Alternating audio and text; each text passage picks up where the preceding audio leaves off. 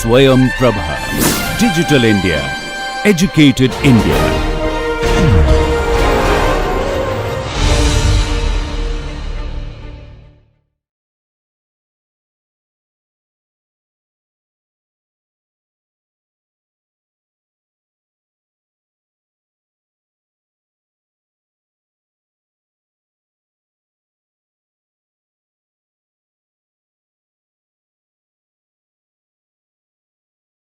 Hello and welcome to Module 7 of the series Marketing Management, a VUCA perspective. We are going to cover the fundamentals and I am your friend and instructor Siddhi Prad Bhattacharya.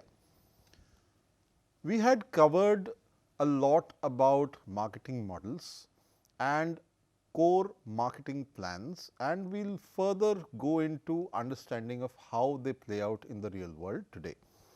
Failing to plan is planning to fail is a famous line spoken of by Philip Kotler, one of the foremost marketing minds in the current space we know of, and he is also the author and speaker on marketing, and his book Marketing Management is standard fare when it comes to any B school, and it is completely worth its salt when students read and understand marketing management for the first time.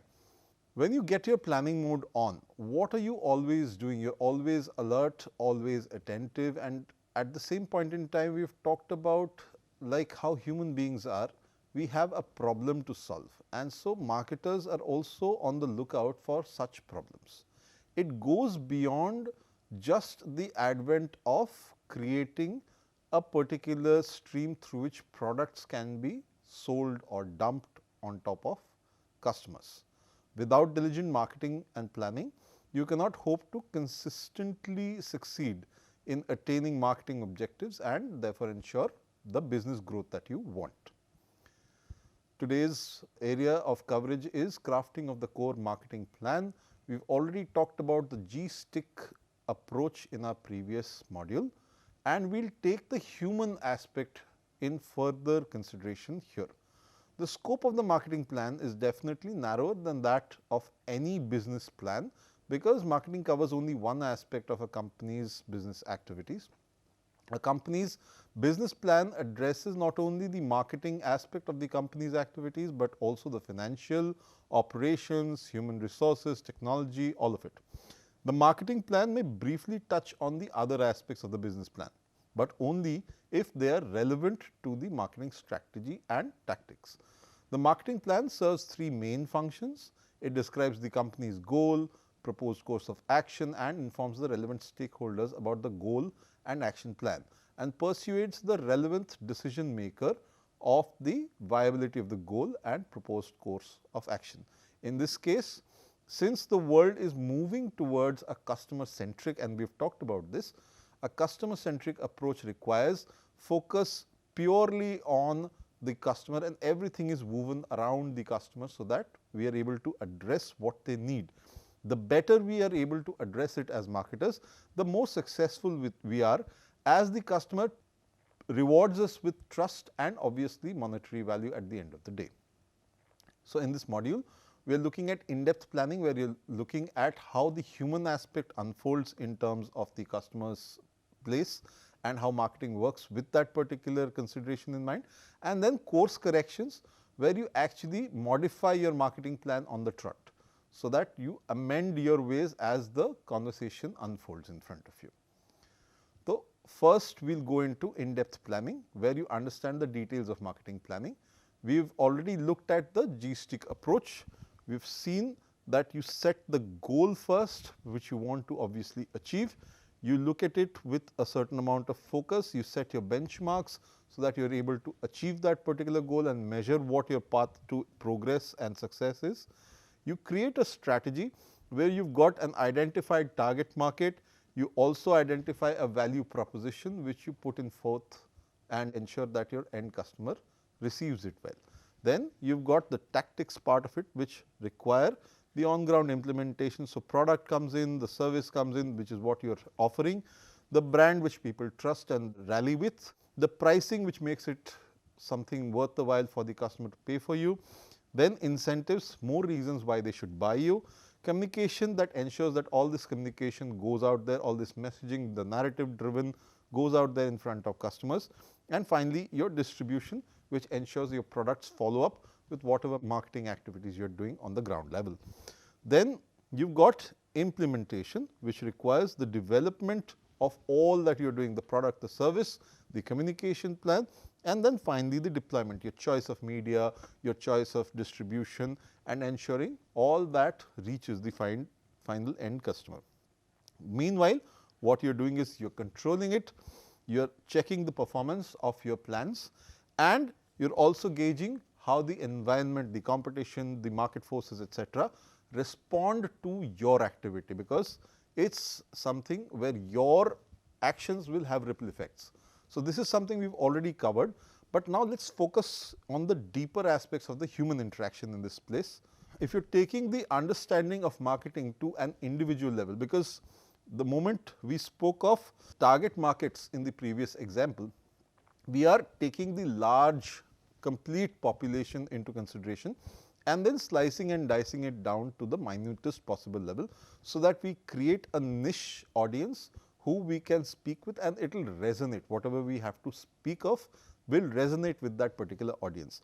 But you keep slicing it down and you will finally reach a point where you have got a single individual, and marketing has to be in such a way that it appeals to that particular single individual at an empirical level as well. So, marketers try to streamline their marketing efforts to audience niches like we spoke of, but actual slicing of audience segments can be taken down to the level of the individual like we spoke of, and here actually appealing to the single, the unitary human condition, and this is the highest form of the marketing function. You cluster these people later on. Once you have rallied each individual, you are able to reach out, you are able to resonate with them. You rally these individuals to form groups, you form their communities, you form tribes, you create a set of advocates who will take your point of view further, and this entire laddering exercise can help reach all members of the intended audience. Some parts of it will be through your communication, some parts of it the community, the tribe takes care of. So, this is the next big journey that we are getting into right now. In terms of traditional marketing, what the challenges were, as we have seen, there is declining public trust. So, people feel that it is all forced, it is intrusive, it is not something that they asked for in the first place. It is all being thrust down their throats. So, how does marketing evolve to meet that particular challenge? Because marketing has often been seen as just the communication function, just the brand or the organization reaching out and continuously shaking the consumer up and saying, hey, this is me, this is my product, buy me, buy me, buy me. So, therefore, the role which marketing was intended for originally is getting somewhere lost in translation. So, the change that you need to do is go toward a human centric conversation. You need to have stakeholder focused marketing, and the emphasis should be on creating value beyond just the profits, because you are again, like we have spoken of in previous modules, you are looking at the lifetime value of whosoever you are trying to engage with in terms of your customer. In terms of H to H, which is human to human, because the brand also can take on the persona of an entity, of a living sentient being which actually communicates almost at a human to human level with the end customer. You need to look at marketing in that particular perspective. So, what are the parts of human to human marketing thinking? When you consider human to human marketing thinking as a system or a process, there are three broad parts which Kotler also talks about, and the first of these is design thinking. Whatever you are doing, whatever you have crafted, it also has to take in inputs from the environment in which the customer lives and thrives. You have to build so that the customer feels that this is my native environment, and the brand that I am trying to interact with I am trying to deal with is actually a resident of my environment, which brings in the familiarity. The brand understands the life and problems and woes that the customer is facing on a day-to-day level. We have talked about insights in the past. Insights lead to better design, and so therefore, management's decision to impress upon the customer that they have thought through whatever their life problems were, they have understood the insight in that, and therefore, they have applied it in design, comes back manifold, and customers reward companies which invest into design thinking. The next part is the reality of today, and which is only going to grow from here, digitalization, because digitalization ensures that all of what we are doing is connected, it is online, it is always reachable and through multiple interfaces. But over all of these things, there is a service dominant logic. The service dominant logic, or SDL, is the actual value that is co-created with customers. You work with customers, you understand that they have a problem, you seek to solve that problem, and that problem solving activity is seen as the service that you are providing. Yes, it may end in a product, it may end in a service, it may end in a bundle, but at the end of the day, the service you are providing is to solve the problem that the customer is facing at their individual level. The entire thing falls into a mindset, management and process format.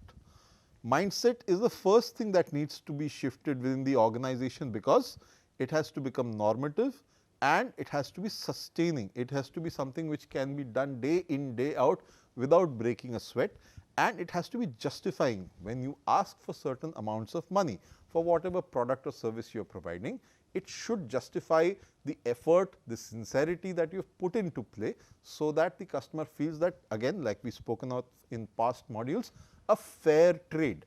I am paying for what I am getting, and there is value in what I have been given. The second part is ensuring that this keeps happening. So, hence the management part of things, where you have got the strategy, you have got the alignment of that particular strategy, and at times, like we spoke of, the course correction aspect. So, you keep adjusting, so that even with wild surprises coming your way, and the VUCA world has many of those to offer, you keep ensuring that the end customer keeps benefiting. Even if the problem evolves, you will still be able to address it, because you have first and foremost the mindset, and then you have got the management which addresses the problem, and each time the problem evolves, the answer also evolves. The solution which you are creating tends to work towards keeping the customer satisfied that a problem, even if it is evolving, is getting solved, which is why you have got processes in place to identify problems, to identify shifts, to identify the absolute journey that the customer is taking alongside the brand. Here you keep ensuring through your operations and the execution of whatever you are providing as a product or service, that you meet the product requirements, you meet the service delivery, and at the same point in time you keep implementing whatever plans, whatever communication, whatever interactions you need to do with the end customer. So, we have covered these three parts: mindset, management and process. Going further, we need to understand how human to human marketing attempts approach marketing as a subject matter overall. In this new marketing paradigm, the journey through human to human marketing does not end with an improved implementation of advanced marketing thinking.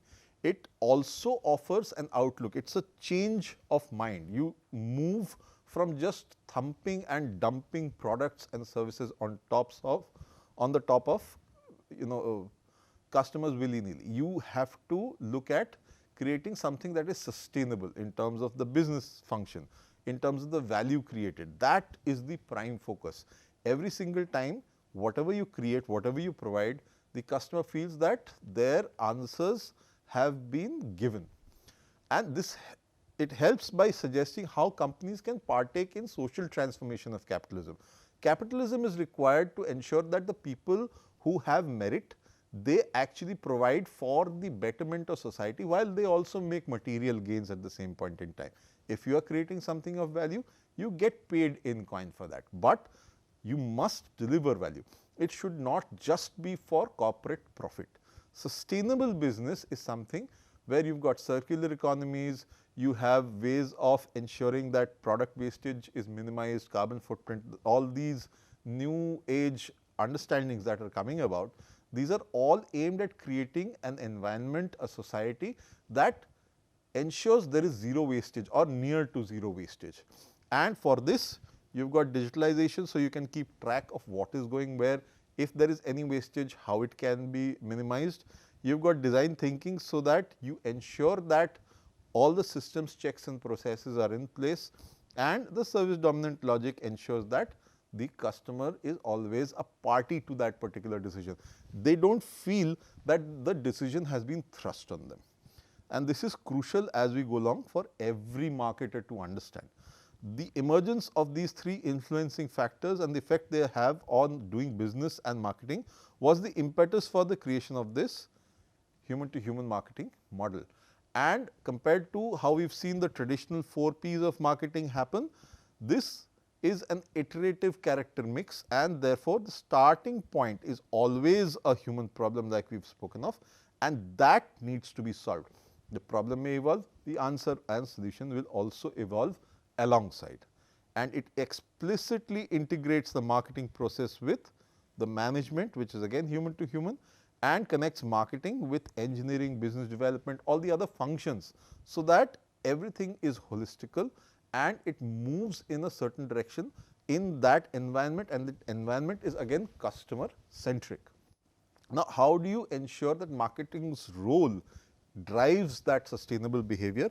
So, currently marketing seems to push hyper consumerism, buy and more products dumped on people, and despite consumer denial. So, even consumer says no, you are still dumping things down the throat, and that has been the reason why consumers tend to move away from marketed products.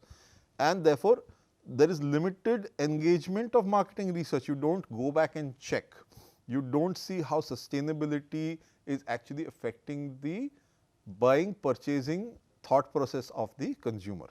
So, there is the potential for positive change. How do you make it meaningful? You can make it meaningful by your influence as a marketer on behavior, and you can shift it from overconsumption to sustainability. One big example of this is the shift from fast fashion to sustainable fashion, eco-friendly fashions.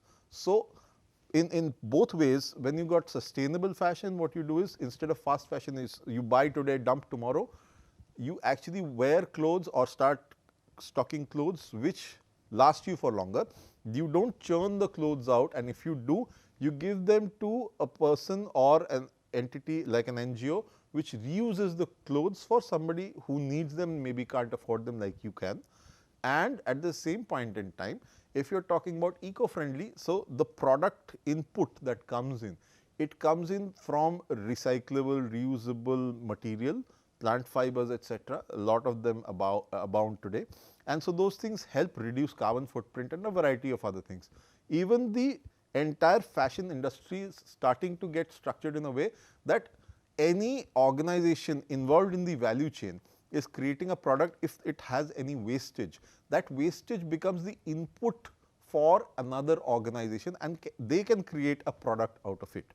So, there is something called a circular economy. Nothing gets wasted, or the least of it, as much as you can bring it down towards.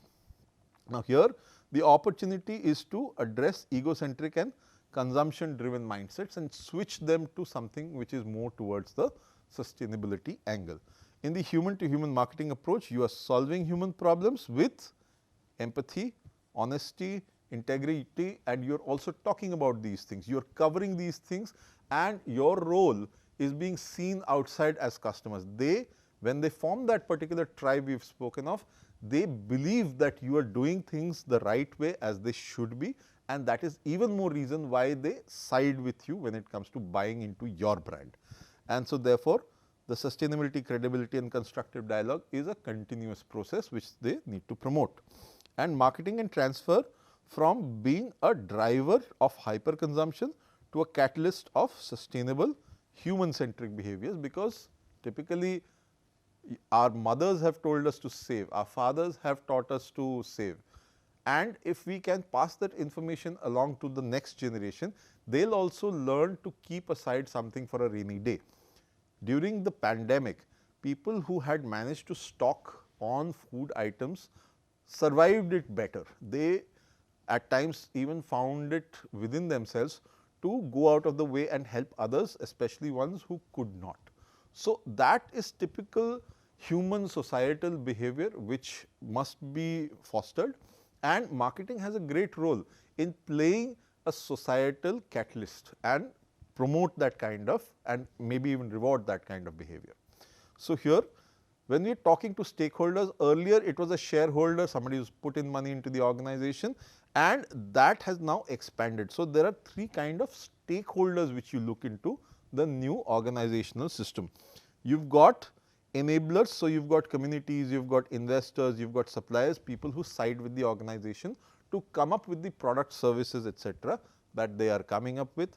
You've got end customers, people who are business clients or employees also, and these also create direct impact. The enablers create their own impact, and then you've got indirect impact, because this spreads out as word in society. Here you will see the government coming in, media which covers these innovations, and even NGOs like we spoke of in the fashion example. So, this gives you the expanded scope of how marketing must look at.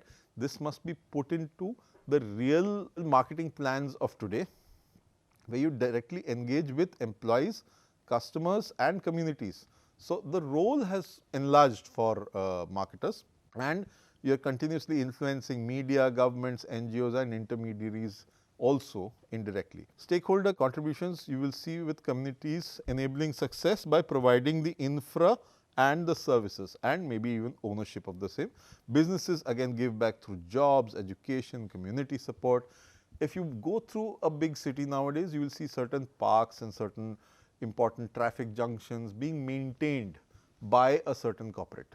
So, this is one of the very, very basic examples. More can be done and should be done. So, you have seen in the past examples where during the Kumbh Mela, you would have seen a Unilever Lifebuoy doing a roti stamped. When the roti is baked in a tandoor or something, you have got a brand which stamps that wash your hands first. It is printed with a brand, a fire brand onto the roti. So, it passes on a very, very important message of personal hygiene to people who are about to eat. And typically, when there is a maelstrom of human population in a place like Kumbh Mela, personal hygiene is something which people tend to overlook, but that is a stark and quick reminder, and it was also taken up in the form of a campaign and found a lot of positive feedback in society at large. Again, adopting sustainability is something which you should do systematically and holistically, and this gives you a competitive advantage, because you are proving the point that you are an honest and a very, very participative, an empathic contributor from corporate culture to the community at large. And sustainability aligns with human to human marketing, emphasizes human oriented value propositions, processes and interactions, relationships. So, therefore, maximizing benefits for all the stakeholders creates a foundation for long term success and competitive differentiation. If you are doing these parts over and above the regular product thinking, marketing and communication bits, then you have created a very, very strong barrier around yourself as a thought leader in the market. And that is also a direction in which marketing should push the organization towards. The human to human mindset requires that you address the challenge of sustainability, and with that what you do is you take a stakeholder perspective and you tackle the sustainability challenge. You create the human centered approach. The core elements of the human to human model would be the mindset, management and process, and this human centered approach enables businesses to effectively contribute to sustainable solutions. If you are doing this, then you consider your customers not just as some statistical number, but as human beings. You look at the human centeredness to this, and you begin with solving the human problems and you promote meaningful actions. Small to large, it depends. You can sustain culture, you can look at a dying art form and preserve that art form with probably a tribe like the Warlis in Maharashtra and West in India. Their art form, if promoted and has been by major number of brands now, Ilkal sarees in Karnataka by local handloom weavers, mountain honey by certain tribes which go up the mountain in southern India, etc., in the Nilgiris. All of these facets are things which A, need to be highlighted, B, need to be brought about and talked about in the public at large, and there needs to be a demand for something which helps the lifestyle and the civilizational aspects of those particular tribes people, because they are the creators of the same, and at the same point in time creating a sustainable support mechanism from society with acceptance of these kinds of products. So, there are various things you can bring into that place, and you also counteract the effects of dehumanization. So, people just getting relegated to being statistics is something you start with, and this addresses challenges of digitalization and automation, which are part of that dehumanizing factor, turning people into just numbers, etc., and emphasizes the human involvement. And when you have data, you meaningfully use it, you interpret what is going to happen because of that said data, you preempt certain catastrophes and then you solve them before they even occur. And it prioritizes the humanity, gives meaningful connections, and even in an automated world, it keeps the organization human, believable, reachable and conversational in the entire scenario of the consumer. Your service orientation focuses on keeping the right kind of knowledge and skills which benefit others, and it goes beyond traditional regular services, and it encompasses all you have to offer. So, products, software, brands, and all of these become vehicles for knowledge transfer from the customer of the problem to the organization, and solution from the organization to the customer, both in a cyclical way. And from product to platform, it moves away from a strict product mindset towards more collaboration, integration. We saw in an example in the previous module that Nike alongside Apple had collaborated to create the Nike Plus shoes, which would play music from your iPod basis the kind of athletic activity you are going into, and it would actually help you run to a particular choice of music that you had. So, these aspects covered the human interaction with something which is as simple as your morning jog. So, all of these factors were built in with collaboration from the customer side. This actually creates the production collaboratively and co-creates the value with customers. They believe that they are also party to their own abundance and their own joy at the end of the co-created product that they co-own, if you will. Here specializations like B2C, B2B, A2A, service marketing, CRM, CEM, digital marketing, all of these diverse marketing specializations get integrated into one holistical approach. And whosoever is an advocate for combining all of these things with commonalities can also maintain individual specificity of each of these aspects. So, if you are into CRM, then you will definitely look at the relationship aspects. B2C versus B2B, you will look at whether you are doing institutional buying or whether you are doing at a customer, individual customer level. So, every single aspect is looked into in its own right as well. And because digitalization is crucial to this, you empower customers and you actually empower them as equals in a dialogue. So, you listen, you respond, you time your response, you ensure that the problems keep getting solved. And the organization structure also changes. It gives you a collaborative, non-hierarchical relationship between the firms and customers, and remember, customers are also internal. So, the organization becomes flatter, leaner, more decentralized, and people can take informed decisions because knowledge is there. And this gives you the ability to create value through service and dialogue.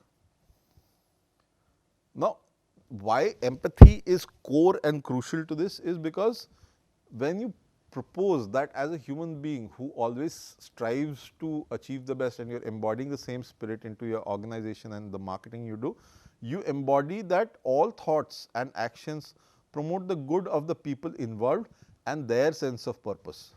We have spoken of purpose in the past. It gives you a sense of direction. It is like a compass, and that purpose helps you remember that value cannot be created unilaterally. You cannot just walk into a room and say that I am here, now everything will be okay. You have to work with the people in the room. You have to understand what the problem is. You have to read the situation and respond to it, not just unilaterally come and dump something on them. And the way you do it is you have a service oriented way. You listen to solve the problem. The problem is core. The human condition is something which is facing the problem, and so therefore your role as a marketer is to solve that problem, and you serve the entire community and the individual customer by doing so. And these skills and knowledge that you have created, they are for the benefit of others, and this is something that you must continuously push forward. Now, if you are adaptable and reflective, you recognize the arising problems because you have got an ear on the ground, you are picking data up, you are analyzing and seeing trends the way they are happening in real time, and the changes that they bring about. And because of that, you contribute quickly. Before calamity strikes, you are there. You have got a plan in place, you ensure that the calamity never even strikes to begin with. And these all end up being pragmatic because you have got data, you have got inferences, you have got a certain sense of where the trend can go towards, and that helps you drive the solution. And when you listen, people actually bond with you better, and so therefore people are involved, and when you understand the situation, you get them to participate better with you, and which also translates into a more codified corporate social responsibility scenario. What you can do is you can take that all thoughts and actions that you have taken for the good of people involved. You can take that sense of purpose and remember that you cannot create that value unilaterally. So, when you do this at a larger level, when you bring something which is structured, when you do it with a certain proposition out there that you are going to park certain amount of money, you are going to innovate on certain products, you are going to address certain challenges that exist there in society, you will move towards that particular aspect of completing the role of a corporate citizen. Lots of major brands like the Tatas, like the Birlas, like even the Ambanis, they have their own charitable institutions which pick up certain problems in society, ranging from something as basic as hunger, shelter, food, clothing, to education, to gender diversity, to overall societal improvement, to repatriation of people who are without certain support in society, orphans and what have you, and then onwards to scientific development, depending on what your purpose is, depending on how it connects back to who you are as a person, maybe not as a person, but as a corporate entity, what your center is, what your vision is, what your goals are, and how it defines the way you think. So, your thought leadership is also defined by the actions you take up in terms of your social responsibility, and that goes into the community responds by taking up the banner and running alongside with you shoulder to shoulder. This leads to something we know very well as brand activism. Brand activism is something which helps the entire activity that you brought about to become something which is more revolution like, everybody is involved, and because you have listened to them, because you have allowed them to co-create, partner with you, they feel equally invested that this is something that they are part of and they own as a mindset, as a space, as a particular direction to take life and community towards. So, it is no longer a superficial exercise. It becomes something that goes beyond just looking good. You are not just doing lip service, you are doing it for real, and you are truly solving societal problems. If you are cleaning up the beaches in the coastal areas or near the river beds, or you are planting trees and actually creating better lungs for cities, for the country at large, if you are promoting sports and activity for rural children, you are doing a lot in terms of moving society's compass for better civilizational growth. And why this matters today? You can see that even in large economies, developed economies like America, 66% of Americans believed that brands create value by taking stands. They have to own up that here is something we believe in truly and we will stand for that. So, that impacts their social and political standings because they have taken those issues up. Also, the world is far more connected through digital and social media today. So, social media provides a platform for brands to engage in non-intrusive, purpose-driven dialogues, because purpose helps define which way people and trends are moving, and also shows how your mindset as an organization aligns with that positive growth of society, of civilization. Customers expect firms to tackle these complex social and environmental challenges. It is not possible at times for an individual to make that kind of impact, but if the organization, which has a lot of people, it has some money behind it, it has certain clout with government and other business partners it actually works with, you can bring all of that collective clout and change something which may be an ill in society and give it better shape the way it is supposed to be, or the way society should move. So, that belief system comes into play here, and these meaningful actions, they foster trust, because at the end of the day, a brand that is thinking and giving back to society, it connects them with the communities and they all band together, which is where we have talked about advocacy in the past. Now, this risk we are taking of solving something which is not probably something you would have taken up as a core business competence is the risk you take. You do not know if you can do it or not, but the effort and the intent you put in behind it, it gives you a certain reward, because consumer beliefs get aligned with this, and it gives you up to 28% positive advocacy. This is something which has been observed, and we are talking about the developed world here, but yes, it also starts applying to developing countries like India, and the disagreement can lead to criticism, which is only 20%. So, overall, even if there is criticism, if you are doing something with the intent right, you are talking about it, you are having a conversation, the dialogue is open, you are willing to listen to people. People may have certain few things which they think is not right, which can also give you certain improvement channels, and you can think or rethink your plan to success better. But these rewards outweigh the risks that you are taking to solve a particular problem you have picked up. And brand activism actually emphasizes real action over just plain vision statements written on boards, and there are lots of wicked problems. Wicked problems, why?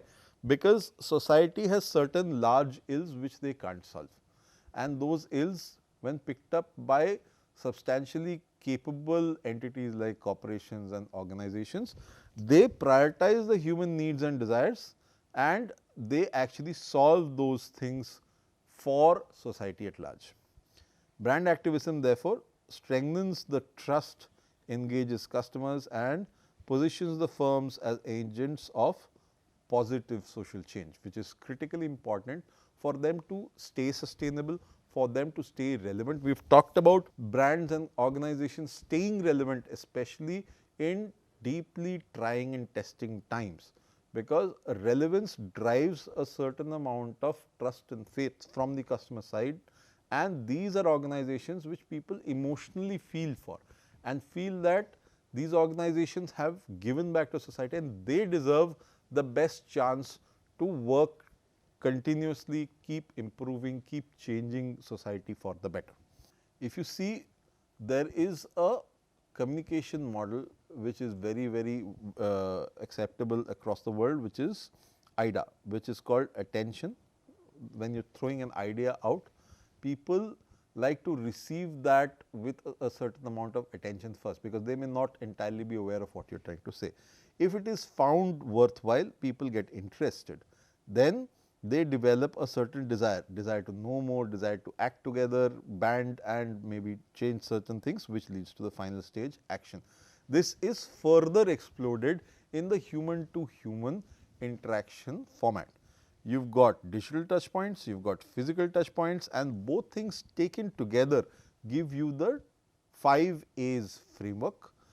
First you are aware, then you have a certain appeal towards a certain idea, and then the ask comes in. What are you going to ask people to do?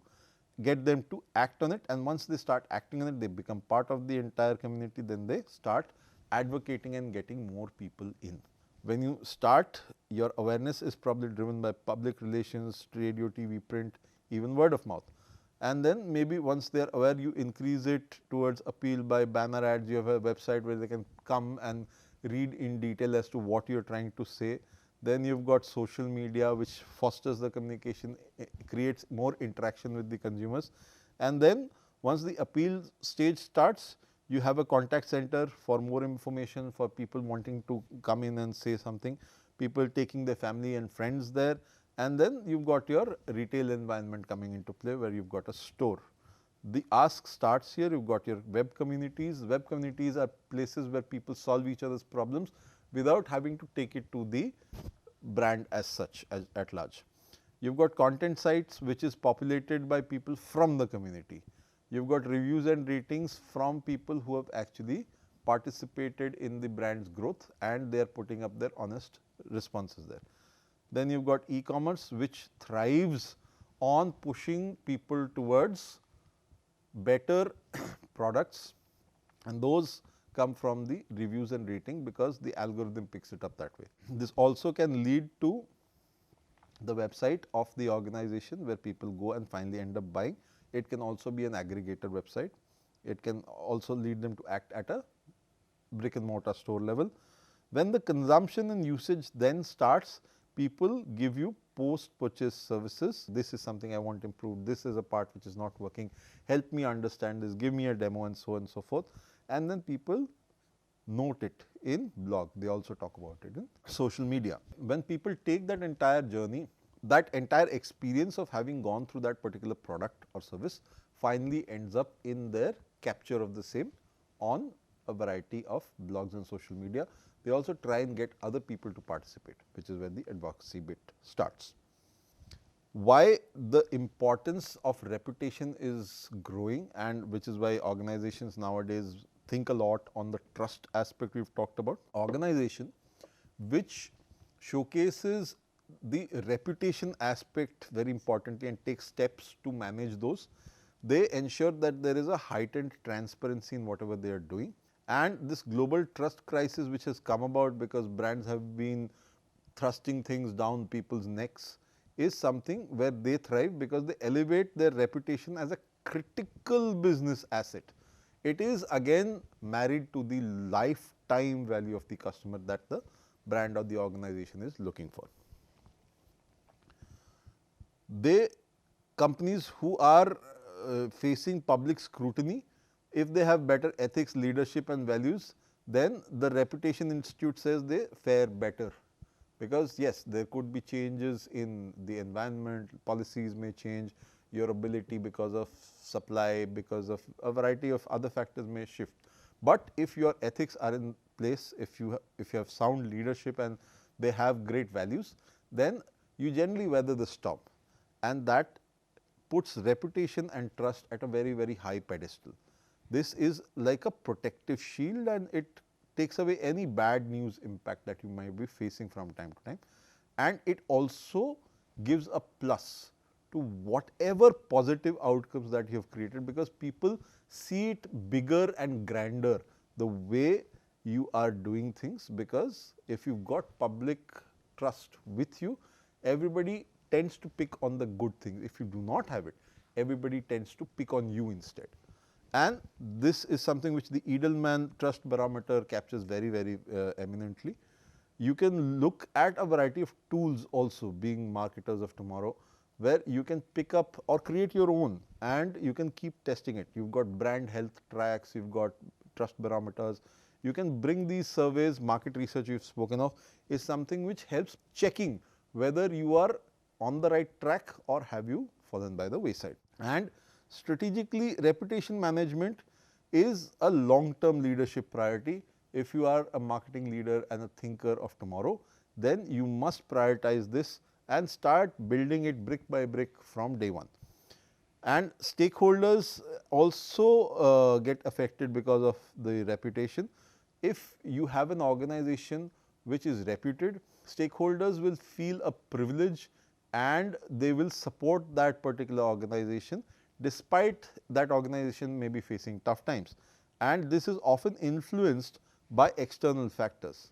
So, the way they are able to weather any particular storm, whether it be financial, whether it be operational, whether it be other sort of bad PR, if they have got the basics in place, even the external stakeholders tend to stick by them. Ambani's were a very prime example. Reliance Industries, despite a lot of clampdown in the late 2000, before 2000, they were able to increase shareholder price and shareholder stock value, and because of which the stock prices went up and people invested more and more despite a lot of flack they were facing at that point in time. Not for all the greatest reasons, but understand the connect between the organization and the stakeholder. If that is based on trust, the stakeholder will continue to stick with the organization come what. And at the same point in time, the persona concept, because like we have spoken of, consider the organization like an individual entity, and you create detailed profiles of the stakeholder groups within that particular organization, so that you are able to better align with them and meet their expectations. The more detailed the study, the more humanized the understanding, the better it is for the organization to be able to grapple and cope with all these requirements. And you can put in a framework for this, where you have got a combination of corporate values, norms and actions, along with specific communication strategically mapped out to this. And your entire team which manages this relationship is something which aligns internal processes, and it also looks at external expectations to align it with. And then you have got the economic value coming out of it. It acts as a magnet attracting investors, the other kind of stakeholders we are talking about, the customers who will keep purchasing your product. It will drive goodwill, you will be able to exert better credit worthiness in the market, and overall your stock price, which is what you are aiming at in an organization, it will keep going up the market value. So, this helps business get better access to capital, and you can innovate. Your R&D will get the necessary funds when you need it, and will keep growing despite other challenges you may face in the market, and it will demonstrate the tangible financial impact in the long term. So, this is a strategic asset, and reputation management drives trust, stakeholder engagement and long term market success. So, therefore, how do you keep the balancing of the tightrope going on? This is again very critically important and needs to be understood. Brand management comes in a big way, and today in a connected age, this is critically important for brands to understand. There is a certain digital impact. Consumers always have a device mostly in their hands, or even not then in their pockets, and each time they get a notification, it comes out, they are looking at something, and this is something which is overwhelming them. Their attention span is short, continuously you are getting emails, you are getting other messages, etc. So, there has to be transparent information. You have to block intrusive marketing. You have to ensure that marketing is combined and is to the point and is actually collaborative with people. And if you have got a social circle, then you have got trust peers.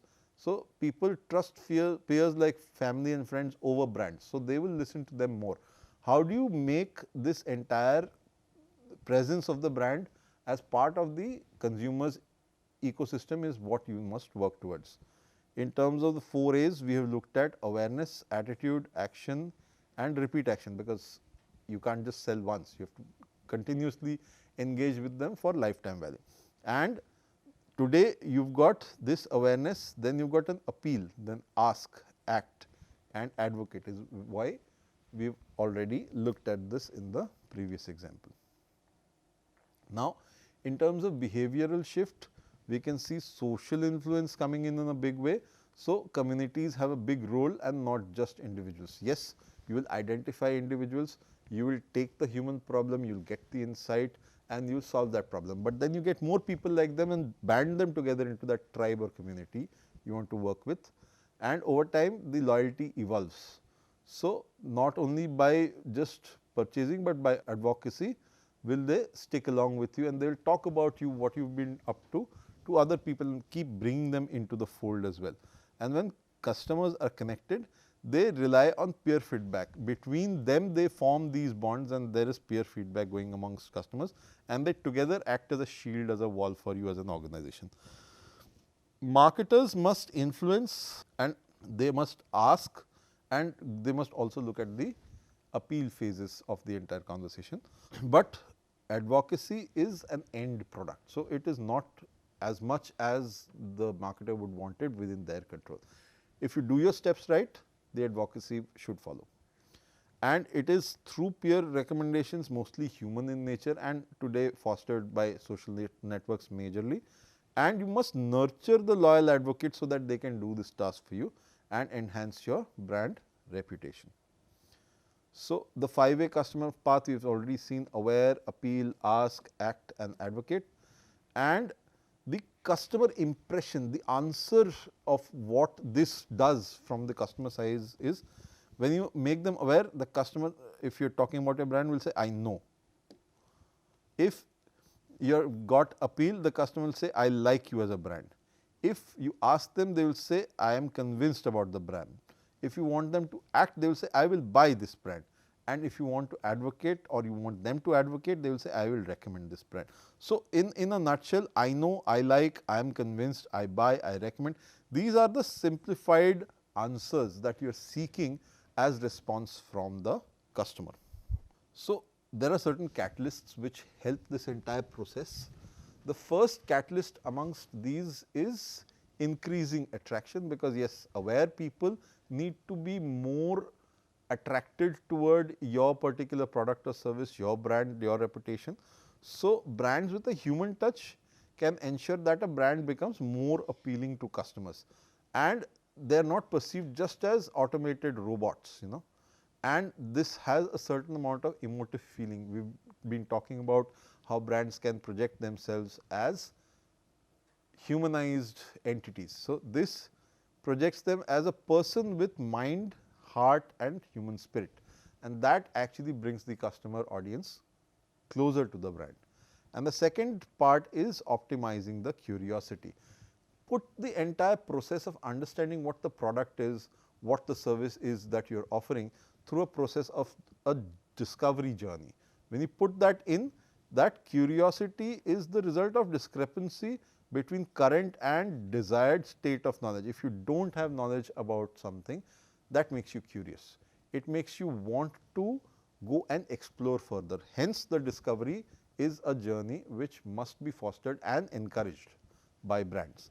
The experience is the path to that discovery. So, the experience allows the brand to create more breadcrumbs, the customer follows those in, and through that experience they enjoy and they keep knowing more and more about the brand. That discovery brings them much closer and they also feel part of that brand, because they have walked that journey with the brand, they feel they have co-created that experience. And therefore, the true potential of creating curiosity lies in offering interesting information. You put out those breadcrumbs without being too revealing and demystifying the brand. So, yes, you must let them know enough, but also give them enough allure to engage with you further, want to know the next step, want to know more, want to expand their understanding and horizon about the brand. The third catalyst is increasing the commitment. Here, end and industrial customers are constantly switching between online and offline channels. Sometimes they will call you on the phone, sometimes they will go to your website, etc. Integrating this approach between channel management, which looks at the offline part, is necessary, and you can do this at omni-channel marketing as a tool. So, every single moment, if you are able to present a unified vista of who the brand is, what they offer and it is available across multiple channels, but gives the exact same message without shifting, and it keeps track of the customer. So, then the customer is always, even if they have done some steps of the discovery journey at a certain point and have not completed it, the next point that they meet you, it is a continuous conversation. It is not something that you have to start afresh every single time you meet. So, that helps you from the perspective of omni-channel marketing, and when you increase that affinity by doing all these steps, people when they ask that, does the product or service I purchased stand up to the pre-purchase promises given by the brand? The answer must come as yes. That is when the affinity gets built. They promise something. Are they delivering on that promise? If they are, good for us. And this has that strong effect of whether they develop an affinity towards the brand or not. So, at the end of all of this, I would just like to say that there is enormous increase in the importance of customers' social context. And earlier, marketing used to have these very military terms. It used to have campaigns, it used to have targeting, segmentation, positioning, very World War II era thought processes.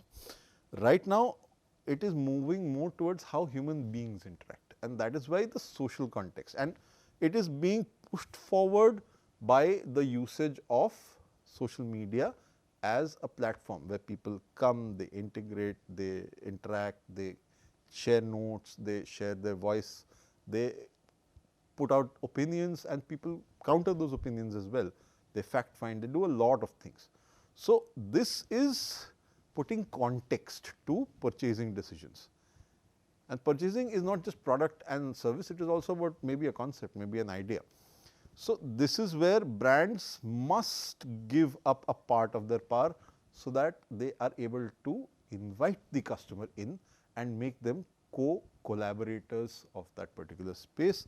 This makes it more important for companies to leverage what phenomena and tools like word of mouth, brand advocacy and brand communities are, so that they benefit themselves also from these developments. These developments are going to give them the necessary feedback to keep pushing the needle in the right direction.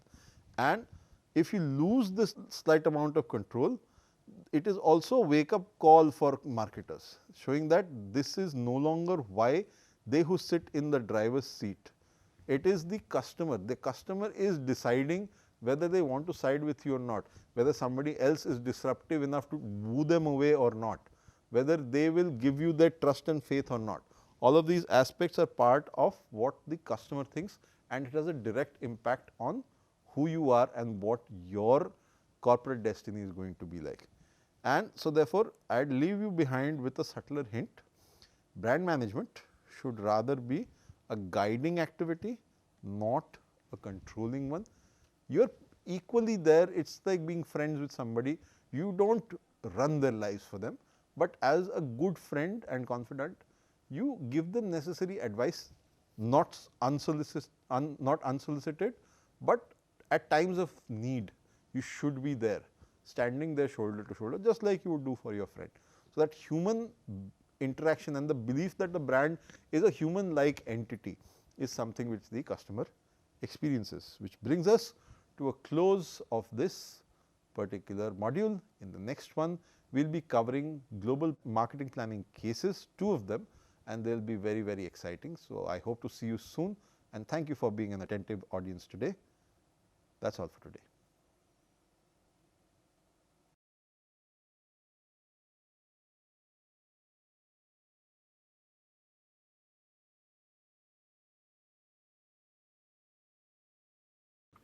Hello and welcome to this piece of literary snippet. We usually know William Shakespeare as the most revered figure in the history of English literature.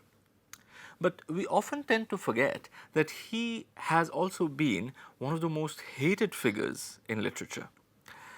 And here I am not talking only about those boys and girls who have to memorize long sections from Macbeth or King Lear or Julius Caesar before they can go and sit for their school or college exams.